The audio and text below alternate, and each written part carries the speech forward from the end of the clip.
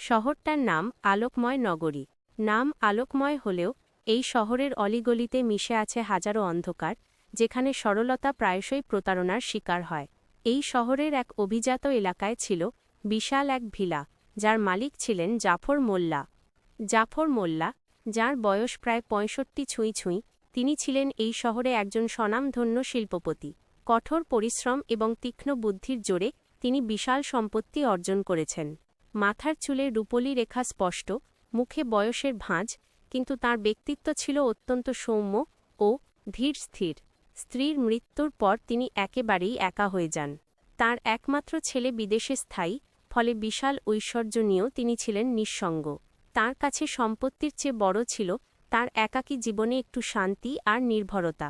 ব্যাংকে তাঁর জমে থাকা টাকার পরিমাণ ছিল আকাশছোঁয়া, যা ছিল তাঁর নিঃসঙ্গতার একমাত্র ভরসা।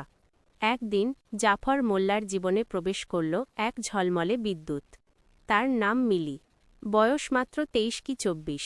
মিলি ছিল যেন আধুনিকতার এক প্রতিচ্ছবি, ফ্যাশনেবল পোশাক, আত্মবিশ্বাসী চাহনি আর এক অসাধারণ মন ভোলানো হাসি। তার কথায় ছিল মধু, আর চালচলনে ছিল এক বিশেষ আকর্ষণ। মিলি জাফর মোল্লার এক ব্যবসায়িক সহকারীর দূর সম্পর্কের আত্মীয় সেজে তাঁর কাছে এসেছিল। সে জানাল শহরে সে নতুন একটি ভালো চাকরি খুঁজছে এবং আপাতত একটি নিরাপদ আশ্রয়ের দরকার। তার অসহায়তার গল্প, তার পড়াশোনা ও উচ্চাকাঙ্ক্ষার কথা শুনে জাফর মোল্লার মন গলে গেল। তার নির্জন ভিলায় মিলি যেন নিয়ে এলো এক প্রাণবন্ততা। মিলি প্রথম থেকেই জাফর মোল্লার প্রতি গভীর শ্রদ্ধা ও মনোযোগ দেখাতে শুরু করল। ঠিক সময়ে তার ওষুধ এগিয়ে দেওয়া, তার ছোট ছোট কাজগুলি করে দেওয়া, তার একাকিত্ব দূর করতে গল্প করা, সবকিছুই এমন নিখুঁতভাবে করত যে জাফর মোল্লা মুগ্ধ হলেন। মিলির উদ্দেশ্য ছিল স্পষ্ট, এই বৃদ্ধের সম্পত্তি। সে জানত তার বিশাল টাকার ভাণ্ডারই তার স্বপ্ন পূরণের চাবিকাঠি। একদিন সন্ধ্যায় জাফর মোল্লা যখন লাইব্রেরিতে বসে পত্রিকা পড়ছিলেন, মিলি নরম হাতে তাঁর কপালে হাত রেখে বলল, জাফর আঙ্কেল, আপনি এত একা থাকেন কেন? আপনার সবকিছু থেকেও যেন কিছু নেই। জাফর মোল্লা মিলির দিকে তাকালেন। বললেন, তুমি আসার আগে সত্যিই কিছু ছিল না মা। এখন মনে হয় ভগবান একজন মেয়েকে আমার কাছে পাঠিয়েছেন। মিলি সঙ্গে সঙ্গে তার কৌশল কাজে লাগাল। চোখে কৃত্রিম জল এনে সে বলল, আঙ্কেল, আমার একটা বড় সমস্যা হয়েছে। আমার ভাইয়ের পড়াশোনার জন্য একটা বড় অঙ্ক এখনই দরকার, না হলে তার ভবিষ্যৎ নষ্ট হয়ে যাবে। আমি কিছুতেই জোগাড় করতে পারছি না। আপনি যদি শুধু একটা মাসও আমাকে ধার দেন। জাফর মোল্লা বিন্দুমাত্র দ্বিধা করলেন না। মিলির চোখে তিনি দেখলেন এক বোনের প্রতি ভালোবাসার আকুতি, কোনো লোভ নয়। পরদিনই তিনি মিলিকে মোটা অঙ্কের টাকা দিলেন। এই ছিল ছলনার প্রথম এবং সবচেয়ে গুরুত্বপূর্ণ ধাপ। টাকা পাওয়ার পর মিলির মনোযোগ আরও বাড়ল। সে ধীরে ধীরে জাফর মোল্লার মানসিক দুর্বলতার সুযোগ নিতে শুরু করল।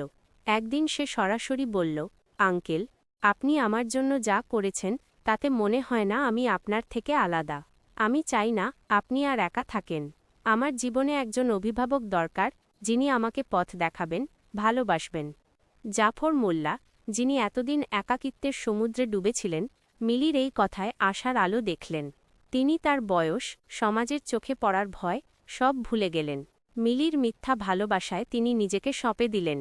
তার মনে হল এই তরুণী তার জীবনকে আবার পূর্ণতা দিতে এসেছে।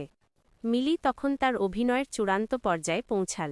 সে জাফর মোল্লাকে প্রতিশ্রুতি দিল সে তাকে সত্যি সত্যি ভালোবাসে এবং শুধু টাকার জন্য নয়।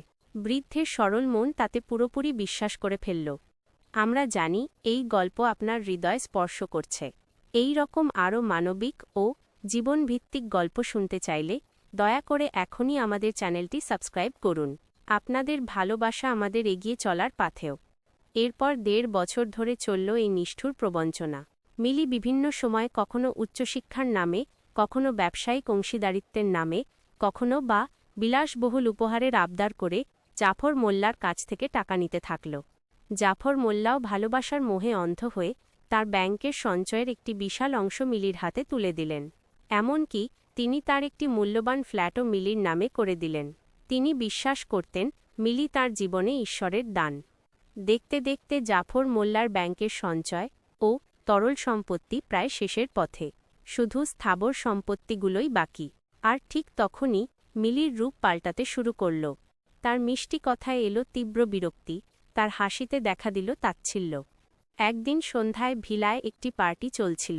জাফর মোল্লা মিলিকে সবার সামনে জিজ্ঞেস করলেন, মিলি, তুমি আজকাল আমাকে এড়িয়ে চলছ কেন? আমাদের সম্পর্কটা কি? মিলি তীক্ষ্ণ চোখে তাকাল। তার মুখে আর সেই মায়াবী হাসি ছিল না। সে কঠোর গলায় বলল, সম্পর্ক?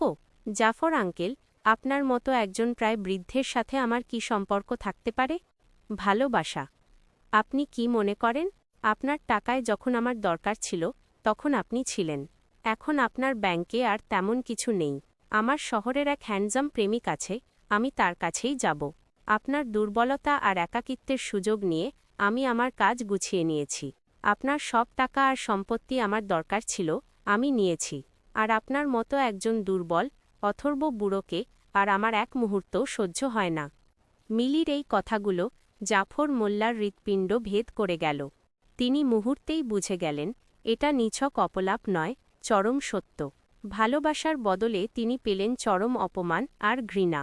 তিনি যেন পাথর হয়ে গেলেন, শুধু ফ্যালফ্যাল করে চেয়ে রইলেন। পার্টিতে উপস্থিত মানুষজনও হতবাক। মিলি এখানেই থামল না।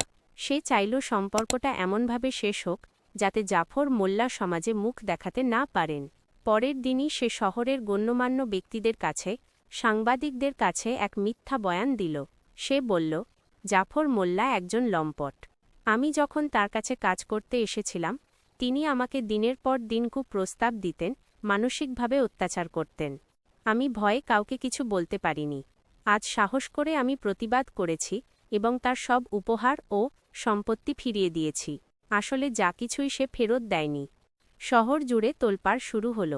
প্রভাবশালী মহল, সমাজপতিরা সবাই মিলির চোখের জল আর তার আধুনিক পোশাকের আড়ালে থাকা অভিনয় বিশ্বাস করল। জাফর মোল্লার সততা, তার দীর্ঘদিনের সুনাম, সব যেন এক মুহূর্তে মিথ্যার ধোঁয়ায় ঢাকা পড়ল।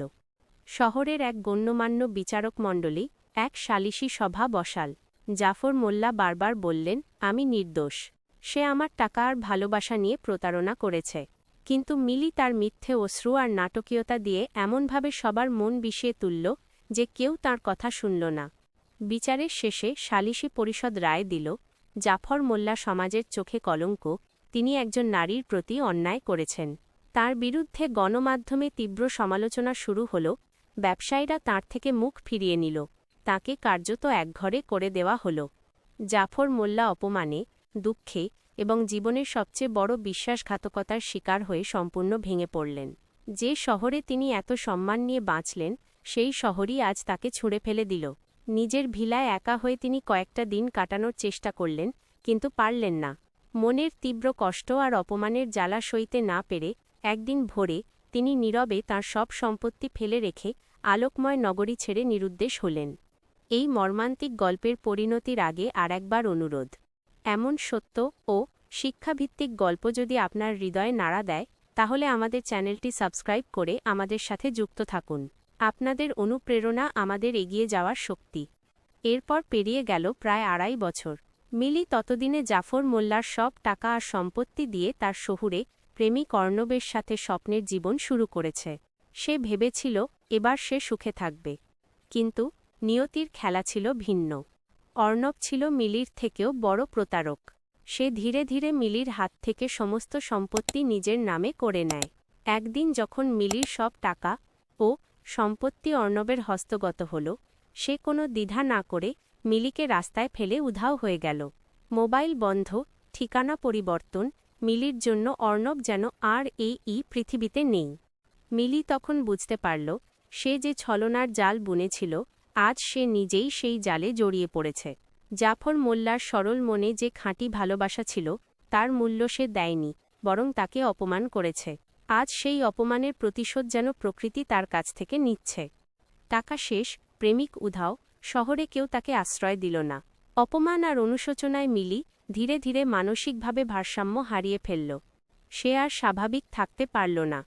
আজ মিলি আলোকময় নগরীর ফুটপাতে ঘুরে বেড়ানো এক পাগলিনী। ছেঁড়া কাপড়, রুক্ষ চুল আর শূন্য দৃষ্টি, রূপনগরের সেই সুন্দরী তরুণী আজ কেবলই এক করুণ ছায়া। সে পথে পথে ঘোরে, বিড়বিড় করে কি যেন বলে। মাঝে মাঝে সে আকাশ ফাটানো চিৎকার করে কেঁদে ওঠে, আর সেই কান্নার শব্দে মিশে থাকে জাফর মোল্লার নাম। সে তখন চিৎকার করে বলে, আমি পাপী, আমি প্রতারক। মানুষের জীবনে ছলনা হয়তো ক্ষণিকের জন্য কিছু এনে দিতে পারে, কিন্তু তার শেষ পরিণতি হয় এমনই ভয়াবহ। যে ভালোবাসা পেয়েও মিলি তাকে দূরে ঠেলেছিল, সে আজ ভালোবাসাহীন, আশ্রয়হীন এক জীবন কাটাচ্ছে, যা তার নিজেরই কর্মফল। এই কঠিন জীবনবোধের গল্প যদি আপনার মনকে স্পর্শ করে থাকে, তবে আমাদের চ্যানেলকে সাবস্ক্রাইব করে পাশে থাকুন। আপনাদের উৎসাহে আমরা এমন আরও অনেক গল্প নিয়ে আসতে পারব। এভাবেই শেষ হল ছলনার ঘূর্ণিপাক নামের এক দীর্ঘ ও মর্মান্তিক উপাখ্যান।